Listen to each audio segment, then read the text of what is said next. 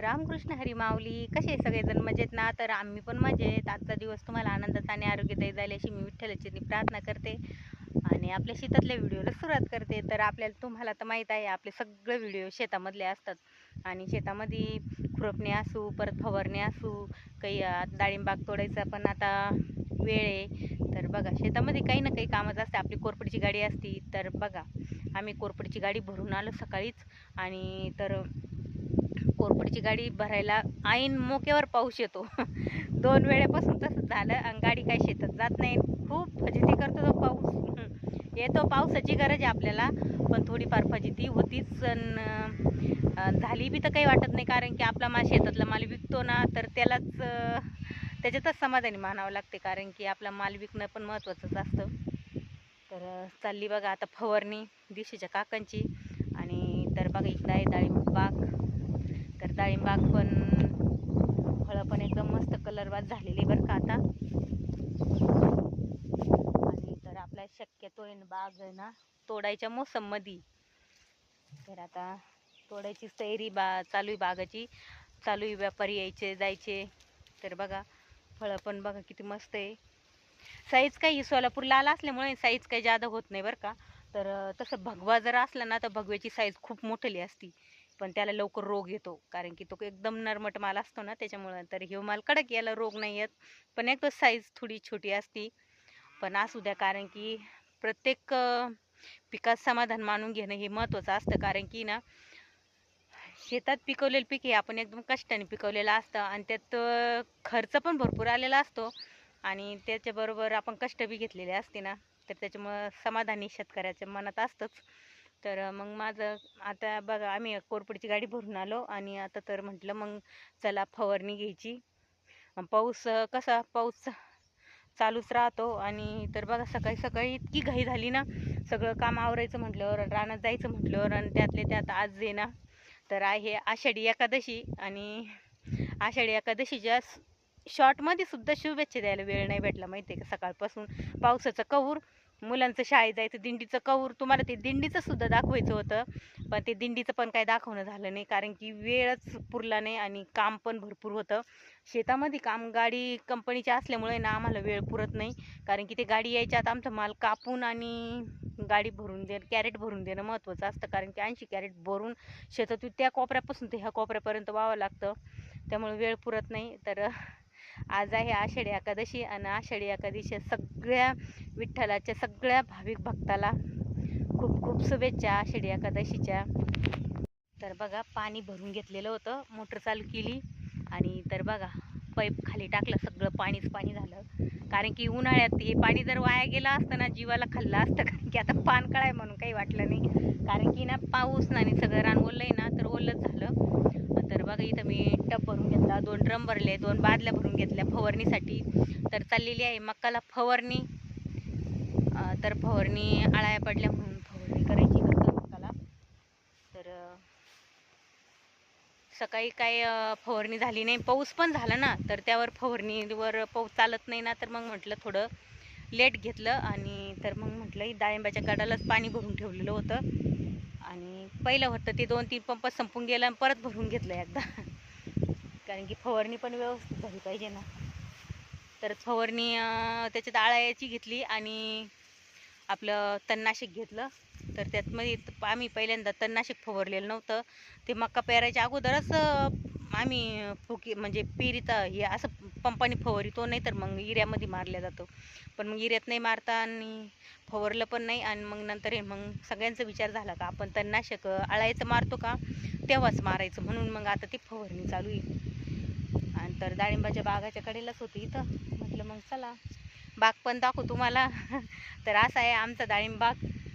तर आता थोड्याच दिवसात बाग आपला तुटल्या जाणार आहे, कारण की माल झालेला आहे ना, त्याच्यामुळं.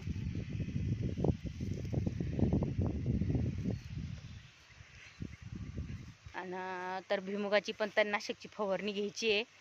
आणि घास कापून नेला जनावरांना, आताच गवत नेलं, म्हटलं मग चला आता पिशीचे काका म्हणे पंप उचलायला माणूस लागत आहे, मग म्हटलं मग चला मी येते. तर मी आले पंप उचलू लागायला, आणि तर दिशेश काका गेलेले फवारणी मारायला. तर लांब आहे आमचं शेत थोडंसं इथून. तर मग त्यांची फवारणी. ते तिकडे लिंब झाडं दिसतात का, तिकडे लांब फवारणी बरं का, कारण की जवळ नाही इथं रान.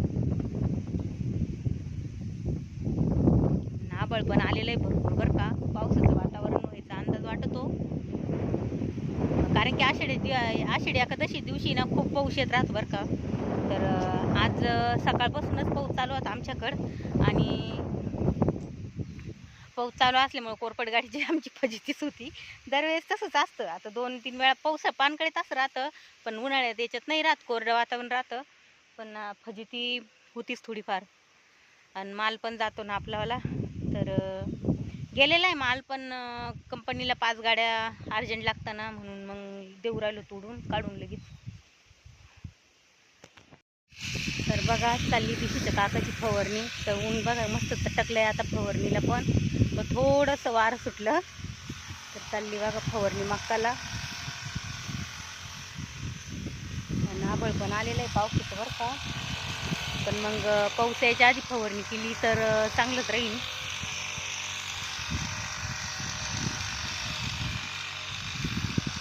मक्का ते ना गवत पण भरपूर झालं बरं का, पण ते तणनाशकशिवाय कवर होत नाही.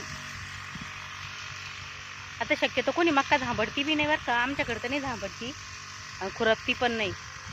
तर डायरेक्ट वखर हाकलेला आहे त्यामध्ये.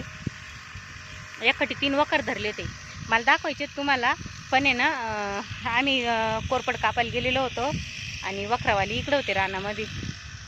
तर बघा पेट्रोल पंपाने फवारणी पटकन होती ना, तर मग मारू राहिले.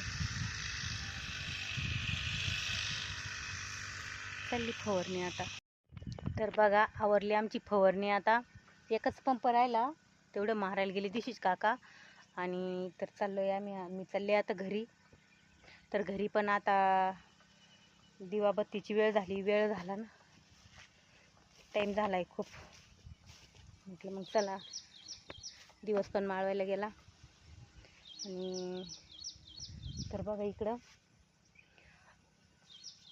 ही छोटी बैलगाडी बरं का, ही बैलगाडी ना, तर आणलेली आम्ही डाळिंबाचे कॅरेट वाहायला.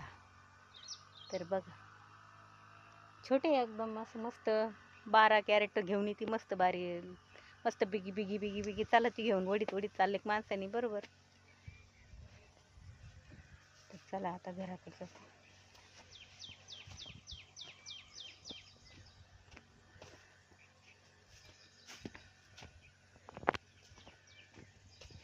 तर इकडे बघा घास शेळ्यांसाठी, गायांसाठी.